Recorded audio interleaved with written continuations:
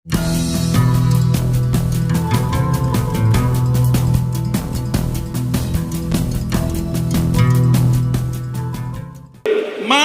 saya percaya institusi Raja-Raja Melayu pun akan hapus. Tertanam dalam mentaliti kita. Sifat feudal itu membuatkan kita sentiasa tunduk pada kuasa raja.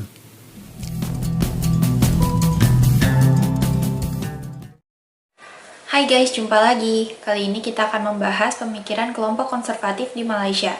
Kelompok konservatif di Malaysia ialah mereka yang berusaha keras mempertahankan ideologi Melayu Islam, keistimewaan Melayu, dan mempertahankan institusi raja serta bahasa Melayu.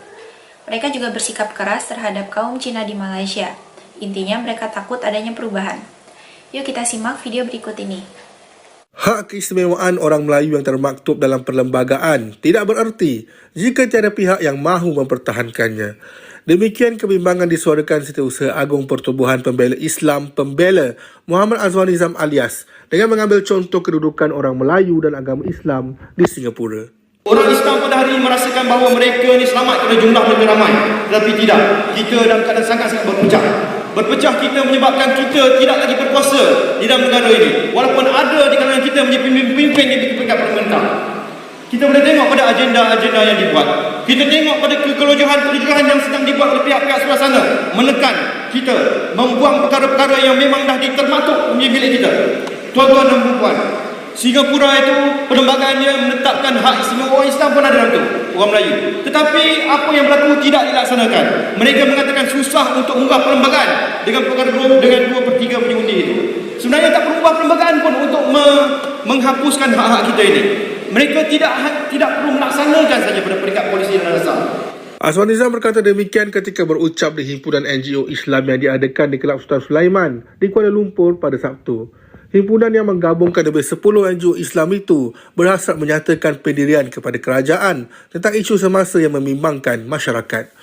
Antara NGO yang hadir ialah Ikatan Muslimin Malaysia ISMA, Majlis Tindakan Ekonomi Melayu MTEM, Pertubuhan Pribumi Perkasa Malaysia Perkasa, Persatuan Pengguna Islam Malaysia PPIM dan Gabungan Solidariti Pembebasan Palestin GSPP. Azwan Nizam berkata, umat Islam seharusnya tidak berasa selesa dengan beberapa kes yang belum diputuskan mahkamah. Ia seperti keputusan penggunaan kalimah Allah, cabaran enactment jenayah syariah dan hak penjagaan anak guru tadika Indira Gandhi. 1000 tahun. 1000 tahun bayangkan undang-undang tertegak dalam negara ini. Tetapi diruntuhkan dengan tangan-tangan orang kita sendiri. Rupa macam kita, muka macam kita, orang-orang kita, nama macam kita, agama macam kita. Kita tak boleh duduk diam. Itu satu. Keputusan masih belum dikeluarkan. Masih belum diputuskan. Apa saja jadi selepas ni, kita mesti terus mendesak supaya institusi kehakiman syariah terus bertahan dan diperkasakan di hukum ini. Satu, itu kerana satu. Nombor dua, ada beberapa kes yang sedang menunggu keputusan juga. Kes Indira Gandhi. Kedua, kes ini bila diputuskan nanti, apa akan berlaku kesan dia? Anak-anak mu'alaf yang mengucap syahadah yang tidak mendapat keizinan 2,000 apa tu. Kalau diputuskan keputusan itu kalah, beratus-ratus malah beribu-ribu anak-anak mu'alaf akan dibatalkan pengislaman mereka. Saya hendak kita semua sedar tentang benda ni. Hadirin di Kelab Sultan Sulaiman seterusnya digamatkan dengan ucapan penuh bersemangat daripada Presiden Perkasa Syed Hassan Syed Ali membangkitkan kebimbangan persempadanan semula dan pilihan raya pihak berkuasa tempatan. Syed Hassan berkata, pemimpin UMNO perlu segera menangkis perancangan jahat oleh DAP. Tapi yang lebih bahaya adalah persepadaan semula yang seperti mana saudara Nizam sebut. Persepadaan semula ni tuan-tuan akan berlaku dalam 2025 bila diumumkan oleh seorang orang kuat DAP, disambut oleh NGO bersih. PAN, UMNO diam. UMNO tak bantah persepadaan semula yang dia tahu akan berlaku 2005 yang bakal menjadi titik noktah kepada hilangnya segala kepentingan Melayu. Malah saya percaya institusi Raja-Raja Melayu pun akan hapus dalam masa 25 tahun lagi. Kalau tuanku pun tak sedar. Tangkaplah saya kerana hina tuanku. Tapi saya nak ingatkan sebagai NGO Melayu bahawa masa depan institusi Raja-Raja pun juga akan terancam. Tuan-tuan, kalau dia menang, kalau dia pecah sepadan semula, 60 kursi pergi dekat DAP nanti. Mungkin sama banyak dengan Melayu dan Bumi Putera, sama banyak DAP kontrol. DAP akan kontrol apa yang akan buat, tuan-tuan, campur dengan Melayu-Melayu berdebah, Melayu-Melayu durjana, Melayu pengkhianat, dia berkuasa. Kalau UMNO masih lagi bersama dengan DAP meluluskan persepadan semula yang merugikan orang Melayu, betul-betul parti bangsat adalah pemimpin-pemimpin UMNO ni. Himpunan NGO Islam menjadi titik tolak kerisauan yang membelenggu umat Islam pada hari ini. Kuasa Melayu dan Islam sedikit demi sedikit dicabar golongan chauvinis yang sememangnya menunggu detik dan saat untuk merampas tampuk pemerintahan negara. NGO sudah bersuara. Giliran umat Islam pula menyatakan pendirian. Tepuk dada, tanya iman. Begitulah pandangan kaum konservatif Melayu Malaysia. Selanjutnya, kita bandingkan dengan pandangan kelompok yang lebih progresif di Malaysia. Kelompok ini berupaya menghapus feodalisme di Malaysia. Yuk kita lanjut ya. Sebahagian besar orang Melayu yang mentaliti mereka adalah konservatif.